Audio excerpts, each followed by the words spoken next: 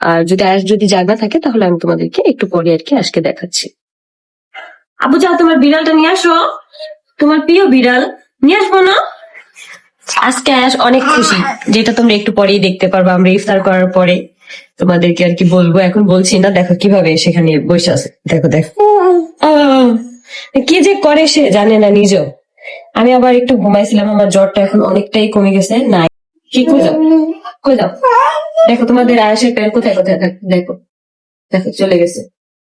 ইফতার আর দেরি নাই, যার জন্য আমি আর রিয়া মিলে দুজনে একসাথে হচ্ছে সবকিছু রেডি করার জন্য নিয়ে আসতেছিলাম। আর এইদিকে আয়াস একটা দুর্ঘটনা ঘটাইছে, যেটা তোমরা একটু পরেই ভিডিওতে দেখতে পারবা। আমি হচ্ছে ওকে এখানে বসায় বলতেছিলাম যে তুমি এখানে বসো, তোমার এই খেলনা দিতেছে। তো সেইখানে সে গ্লাস দিয়ে খেলবে, তা আমি তো ভাবছি নর্মালি সে গ্লাস দিয়ে খেলবে, খেলুক, এটাতে তো কোনো প্রবলেম নাই। কিন্তু একটু পরেই গ্লাস গুলা নিয়ে এমন ভাবে খেলা করতেছিল, গ্লাস একটা ভাঙেই গেছে, মানে এত জোরে জোরে হচ্ছে গ্লাসে বাড়ি দিতেছিল। তো এইটা নিয়ে আমি একদম পুরাই মানে ভয় পেয়ে গেছি যে ওর হাত পাও কাটছে কিনা বা কিছু। না, ওর আল্লাহ রহমতে কোনো অসুবিধা হয় নাই, শুধু হচ্ছে গ্লাসটাই ভাঙছে, যার জন্য আমরা হচ্ছে গ্লাসটা তাড়াতাড়ি করে উঠাই ফেলছি। তো আব্বু বাইরে থেকে আজকে ইফতারি নিয়ে আসছিল, চপ আর হচ্ছে একটা হালিম, 200-250 টাকা দামের একটা হালিম। তো সেটাই হচ্ছে আমরা আজকে সবাই মিলে খাবো। আর এখানে পেয়ারা, আঙ্গুর ফল আর একটা ডালিম নিয়েছিলাম, আর তরমুজটা, এই তরমুজটা কিন্তু আমাদের আগের দিনের আনা ছিল। তো ওই তরমুজটাই হচ্ছে আমরা আজকেও খাচ্ছি, আরো খানিকটা আছে যেটা আমরা আবার কালকে খাবো। তো এই সবকিছু আমি আবার রেডি করবো, তো এই জন্যই আর কি আমি এসে বসছিলাম। এখন আমি ভাবতেছি যে আমি যদি না থাকতাম এখানে, যদিও হাতটা কাইটা ফেলতো, তাহলে যে কি হইতো আল্লাহ জানে। আল্লাহ একটা বড় বিপদ থেকে আমাদেরকে বাঁচাইছে। এদিকে দেখো আয়াস কি করতেছে, সে সবকিছু নিয়ে হচ্ছে শরবত বানায়, কি যে করে আল্লাহই জানে। আমাদের বাসায় অনেকজন থাকার কারণে দেখা যায় কি আমরা একজন না একজন আয়াসের পিছনে থাকতেই পারি, আয়াসকে দেখতেই পারি। কিন্তু যে সকল আপুরা একা বাচ্চা সামলায় প্লাস সংসারের কাজ, তারা যে কিভাবে কি করে, আমি সেই সকল আপুদেরকে স্যালুট জানাই যে তারা একটা বাচ্চা সামলায় প্লাস সবগুলা কাজ করে। একটা না, অনেক আপুদের তো দেখা যায় 2টা 3টা করেও বাচ্চা থাকে, তারপর তারা সংসারের কাজ বাজগুলো করে। তাদের জন্য আমি অনেক অনেক দোয়া করি, তারা এত সুন্দরভাবে তাদের সংসারের কাজগুলো করে থাকে। এই যে দেখো, এই যে আয়াস যেভাবে গ্লাস দিয়ে খেলতেছে না, এই যে এখনই হচ্ছে কাজটা ভেঙে গেছে, মানে একটা গ্লাস ভেঙে গেছে, যার কারণে আমি আয়াসকে তাড়াতাড়ি করে এখান থেকে উঠাই দিছি, যাতে করে আয়াসের হাত টাত না কাটে। তো আমি আবার দেখতেছিলাম যে সব গ্লাস ভাঙছে কিনা, আর বিছানায় কি কি পড়ছে এই সবগুলোই হচ্ছে আমি নেওয়ার জন্য আর কি আসছি। তো এই জন্য আর কি আমি বললাম যে যে সকল আপুরা বাচ্চাদেরকে একা সামলায় তারা জানে যে কষ্ট কি জিনিস। কারণ দেখা যায় কি বাবারা তো বাইরেই থাকে কাজের জন্য, তো একটা মাকে কিন্তু এই সবকিছু সামলাইতে হয়, রান্না বাড়া, কাপড় চোপড় ধোয়া, সংসারের যাবতীয় কাজ প্লাস বাচ্চাকেও। এইদিকে আমি বিছানা থেকে সবগুলা গ্লাস উঠায় নিছি, তারপর হচ্ছে আমি ইফতার গুলো রেডি করব। আসলে দেখা যায় কি এই সময়টায় সবসময় আর কি ব্যস্ত থাকা হয়। আম্মু এদিকে হচ্ছে রান্নাঘরে ব্যস্ত থাকে, রিয়া আয়াসকে দেখে বা আমার সাথে হেল্প করে, তারপর আমি এদিকে সামলাই, মানে দেখা যায় কি সব মিলাই ঝিলাই হয়েই যায়। তো এই যে এখানে হচ্ছে আব্বু হালিম নিয়ে আসছিল, এই হালিমটা অনেক মজা ছিল। এটা হচ্ছে মিরপুরের মধ্যে বেস্ট একটা হালিম। এই হালিমটা পাওয়া যায় কপাটি মার্কেটের পিছনে একটা ছোট দোকান আছে, সেখানে তোমরা চাইলে আরো বেশি দাম দিয়েও নিতে পারো, চাইলে কম। কি রে আজকে তাই